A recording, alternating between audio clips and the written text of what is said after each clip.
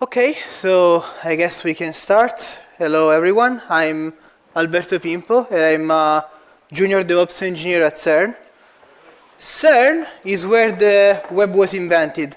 In the picture on the left you see Tim Berners-Lee, that is the inventor of World Wide Web. He invented it while working at CERN. The main idea behind it was to create a system that was able to share globally scientific papers. On the picture on the right, you can see what was the first web server ever. That was the Tim Berners-Lee PC. It's actually exposed here at the Science Gateway, so if you will have the chance, try to see it. And yeah, one funny story about this computer is that it has a hidden reliability system. It has a sticker with written on it, "This machine is a server, do not power it down!" exclamation mark. So, you know, maybe back then those kind of approaches could work, of just having a machine and let a website run there, just because the web was still a prototype, was intended only for sharing information only, not for running critical things. Now hosting is complicated, so there is the need for a centralized hosting service. At CERN, we have very different needs. Because we have different use cases, so we have to host simple sites, so that could be static or just simple scripting. Site with very high visibility, like for example on the CERN, there is our own page, or like very high throughput, like for example Zenodo.org, there is a platform that scientists use for sharing their discoveries. We have also very different kind of users. We have users that are completely non-technical, users that are developers, but they want that their code just runs. They want the most simple setup as possible. And developers who want to be fully in control on how their application runs, how it performs, and how it scales. And also, at CERN, we use a lot of different tech stacks, so we cannot make our infrastructure specific for one tech stack in particular. So there is a problem that there is no solution that fits them all, but we can have specialized solutions that use one same underlying technology. In this case, the underlying technology is OKD. OKD is a Kubernetes distribution that focuses on multi-tenancy. What does it mean? That it has all the properties from Kubernetes, so you have self-healing, fault tolerance, scalability. It's fully operable in a GitOps fashion, but you're also, it's also focused on multi-tenancy, because the idea is that those systems are big clusters that are going to be used by a lot of users. So the base idea is that for every service that we are going to run, we are going to have one of those clusters, and these clusters will have one base configuration and then a specialized configuration on top. The base configuration is the same for all, are all related to the Kubernetes tooling, like for example Argo CD or OPA, and to all the CERN integrations, like integration with SSO, integration with CERN, with central logging, with storage, and with many other services. So going to the specialized services, we have 4 of them. One of those 4 is App Catalog. App Catalog, the main idea behind is to, with one click, provision popular apps. In this moment, we are supporting Grafana, Nexus, and Discourse.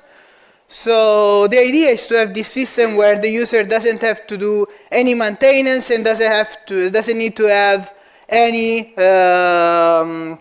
specific knowledge, because the system is going to be upgraded automatically. They just have to create their instance and they can use it. Then we have Drupa, that is also like the one we said before, one-click provision, but in this case, like, it has a completely different configuration because it requires more automation and it's very critical for us. It also requires zero maintenance, but there's also the possibility to use custom plugins and custom PHP code. So if you're going to use that, you have to maintain it. Then we have WebUS. We have this storage solution at CERN, this cloud storage solution that is called EOS. And it's possible with it to expose to the web directly the content of a folder. So imagine you go to imagine like an equivalent of OneDrive. So you just go there, you drop the files there, and with one click you're exposing it to the web. So there is the possibility to host whatever static file, but there's also the possibility to run PHP and Python scripts. Since there is this possibility of running PHP and Python scripts, if you are running those kind of files, in that case you have to upgrade them, upgrade the files to maintain them, because the runtimes, the versions of the runtime change periodically because we update them. So in this case, the only responsibility of the user is just, if they're hosting a static website, none. If they're using some scripting, then they have to update the scripts. And then we have the Platform as a Service, PaaS service, where you have the full control of the Kubernetes namespace. So this is very good for users that want complete freedom out of how they want to run their application. And the thing is that here you have the complete control of the Kubernetes, so you can deploy whatever Helm chart, whatever Kubernetes resource. This means that your application can be based on whatever tech stack. You have no limits out of this. And also there is this cool thing that you can benefit out of the integration with other services that are on our base infrastructure. So like for example SSO, the cloud storage. There is also one possibility, that is to use it graphically, because these, of course, like Kubernetes have a steep learning curve, so maybe not everyone wants to really deal with the Kubernetes detail. So you have this dashboard. In this case, on the left, you can see how your deployment will appear after you deploy it. So in this case, you will see, you will have a graphical representation of your microservices, how they are running, and there, directly from the user interface, you can scale up, scale down.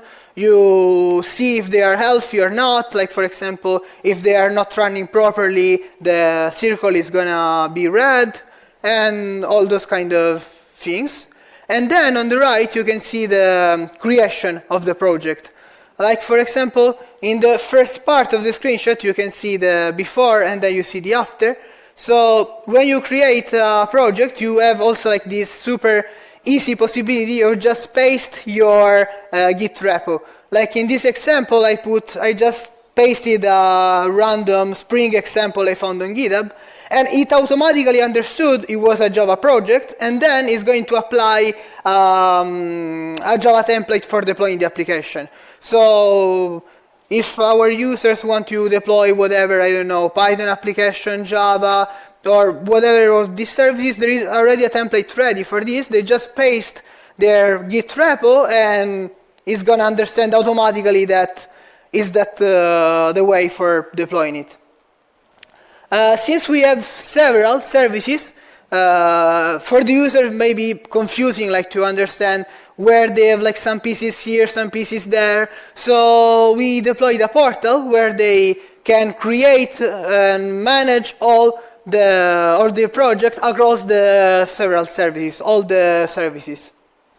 So in conclusions, here there are like few lessons that we learned. So the first one, that asking the people to not power down your machine doesn't work at all. And and then that it's possible to build an efficient and reliable in-house solution for web hosting, because like our infrastructure is completely self-hosted, it's all on our private cloud, and that this kind of approach is actually a good approach. So where you don't know if you want to have like because when it looks like that one service for all the things is too generic and too many services too specialized are too complicated to manage, this approach of having one underlying technology and building on top of them some dedicated service is actually a good approach.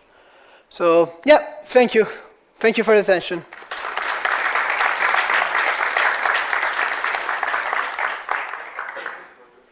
Okay, so any question?